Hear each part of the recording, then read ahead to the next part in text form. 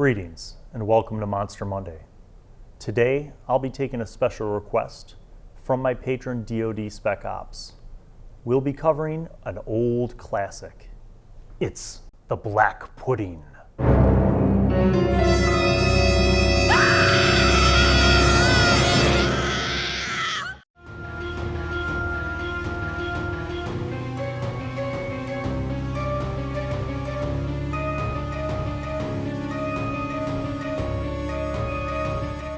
Well, friends, oozes, as they have come to be collectively known, are a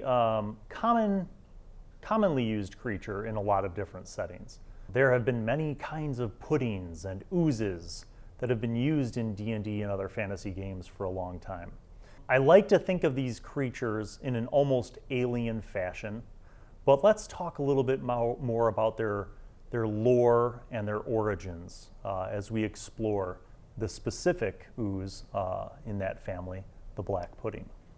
A black pudding resembles a heaving mound of sticky black sludge.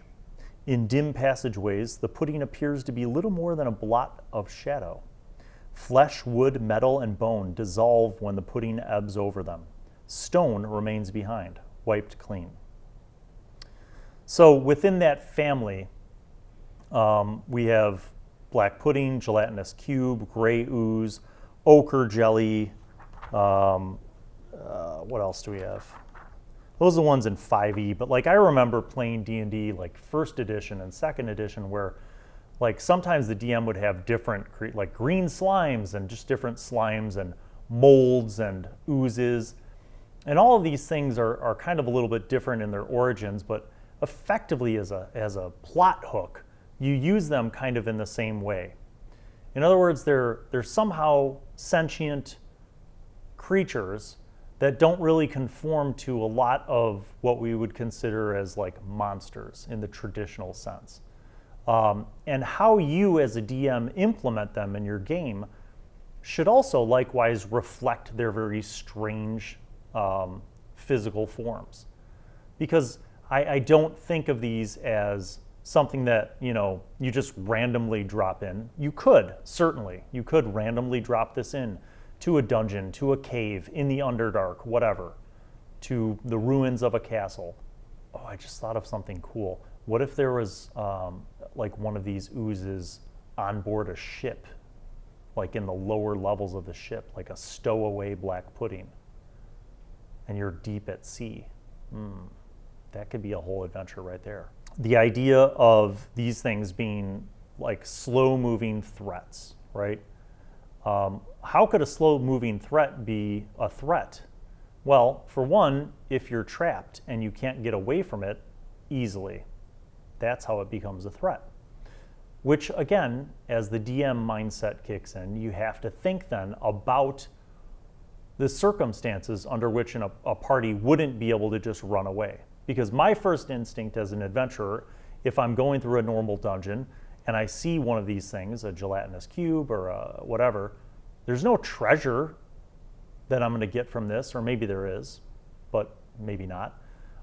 So, like, why fight this when I could just run away and survive? Well, if you remove that option of easily running away, so maybe this thing dwells at the bottom of a pit, and this pit trap or pit, either one, is something that the party went into rather laboriously. Maybe they had to climb down, or maybe it was a trap and they fell down and now they have to figure out a way out. And this ooze is down there. In some fashion, you have to make it more difficult to run away if you're going to implement these things. Make it more of a challenge, okay? Now, you might also be saying to yourself, well, Bill, I don't like to railroad a party into blah, blah, blah. Well, it's not really railroading in a story sense. When you create an encounter and make it difficult or challenging to evade that encounter, you're not railroading them per se. You're just putting them on their toes, making them think. Maybe they have to figure out a way to implement some lore that they know about these things. All right, speaking of lore, I don't know if it's always been this way, but according to the 5e Monster Manual,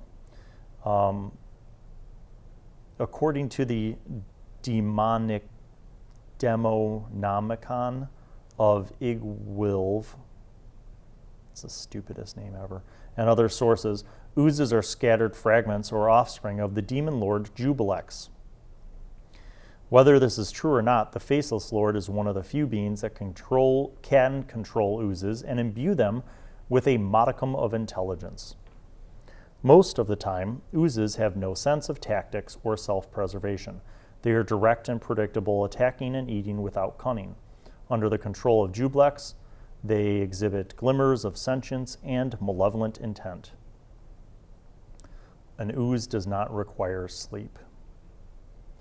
Okay, so those are kind of blanket ways to think about using these, but let's get into the stat block specifically for the black pudding. So a black pudding is a large ooze, unaligned, an armor class of 7, so they're super easy to hit. 85 average hit points, although you could definitely bump that up if you want it to be more deadly, because they have 10d10 plus 30 hit points. Damage immunities to acid, cold, lightning, and slashing, with condition immunities to being blinded, charmed, deafened, exhausted, frightened, or prone. They have 60 feet of blind sight, but they are blind beyond that radius. And they are considered a challenge rating of 4. Why? That doesn't sound so challenging so far. I mean, they have a really low armor class, and they're slow. So let's find out why. Amorphous. The pudding can move through a space as narrow as 1 inch without squeezing. Well, that's one reason. So maybe it could come out of a crevice in a dungeon wall, or a crack in the floor, or a fissure in the caves. And it could also likely retreat through that too, if it needed to. Corrosive form. Here we go. A creature that touches the pudding or hits it with a melee attack while within 5 feet of it takes 1d8 acid damage. Any non-magical weapon made of metal or wood that hits the pudding corrodes. Wow. That's pretty brutal.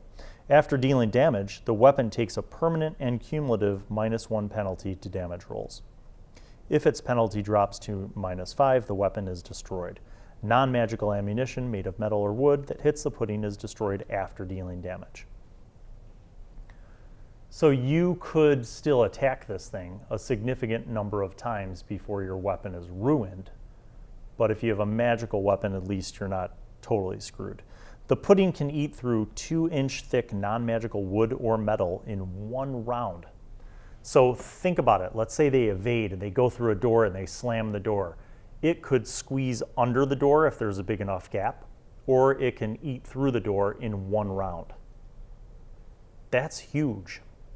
Huge.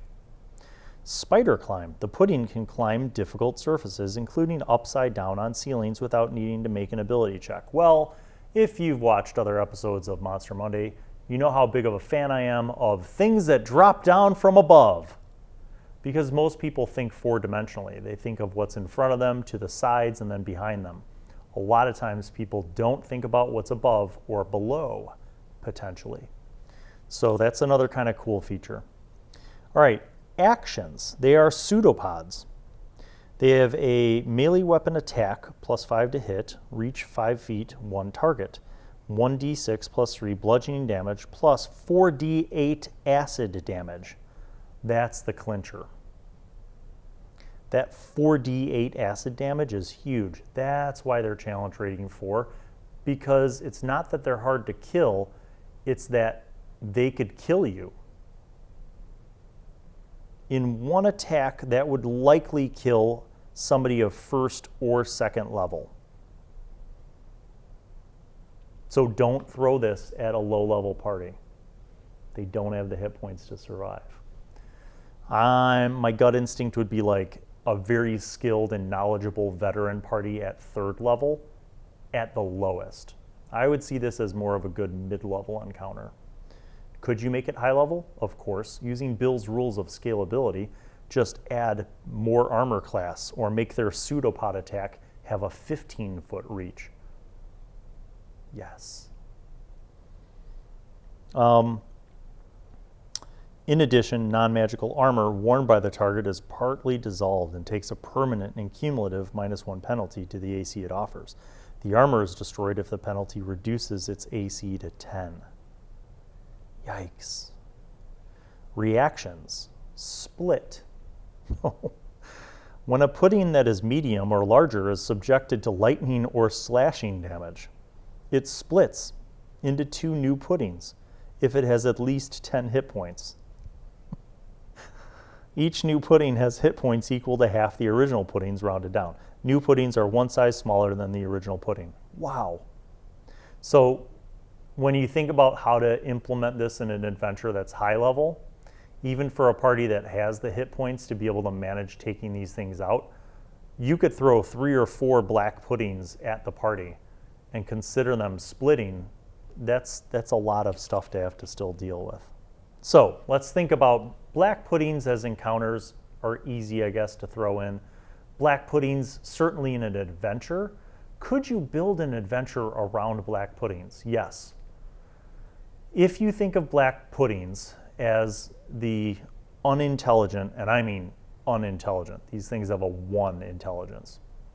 If you think of black puddings as the unintelligent yet sentient guardians of a labyrinth that contains vast treasure, I think that could be pretty cool. Because then it's almost like instead of using traps, you use black puddings. You could have them falling on the party from above. You could have them attacking from sides and crevices and even coming up from a hole in the floor. You could have pits full of them. The end room could be protected by black puddings who just wander around waiting for food to stumble their way. So you could have, I think it would be stupid but funny to have an adventure where the party needs to recover something from some place, a labyrinth, a dungeon, whatever, and the only obstacle they have are black puddings. That could be fun. Would it be dumb? Yes. But would it be fun? Also, yes. Now, I guess while I'm here, I'm going to briefly cover the other oozes. But please, by no means should you consider this coverage to be my usual depth, okay? A gelatinous cube is like one of those things in D&D that everybody must face at some point. It's I guess easier to deal with than a black pudding, but it has similar kind of faculties. Its primary thing that I think it's known for is the ability to engulf an opponent. But it also does massive amounts of acid damage. The gray ooze is a much lower level foe. If you want some of the features of the other oozes without the murder death of like a gelatinous cube or a black pudding, the gray ooze is a good option, okay? So it has fewer hit points, it's slower, it has a low armor class, but like its friends, it is also amorphous, it can corrode metal, it has false appearance. While the ooze remains motionless, it is indistinguishable from an oily pool or wet rock. It has a pseudopod attack, but it doesn't do quite as much acid damage. And it's listed as a 1/2 challenge rating. So I guess you could throw a gray ooze at a lower level party, I guess. Then we have ochre jelly. Okra jelly. The jelly can move through a space, so it's amorphous, it can spider climb, it has the pseudopod attack. It does relatively low acid damage with its pseudopod attack, but it can also split, like the black pudding. So I guess, at least in 5th edition, the whole family of oozes gives you a lot of variety for things that you can use. And maybe we would expand my adventure idea, my module idea, of making the entire labyrinth or dungeon only have oozes, but more than just the black pudding. Like maybe the black puddings would be the guardians of like the final treasure, but you could populate the rest of the labyrinth with cubes and oozes and ochre jellies. Would it be dumb? Probably. Has anyone done it? I don't know. You tell me. What's your experience like with these classics? Let me know. Comment below. Make sure that you tell us if you were the DM or the player, and share your stories. I like to read them. Until next time, thank you as always for watching. Thank you for your support. Make sure that you like and subscribe. We'll see you on the next one.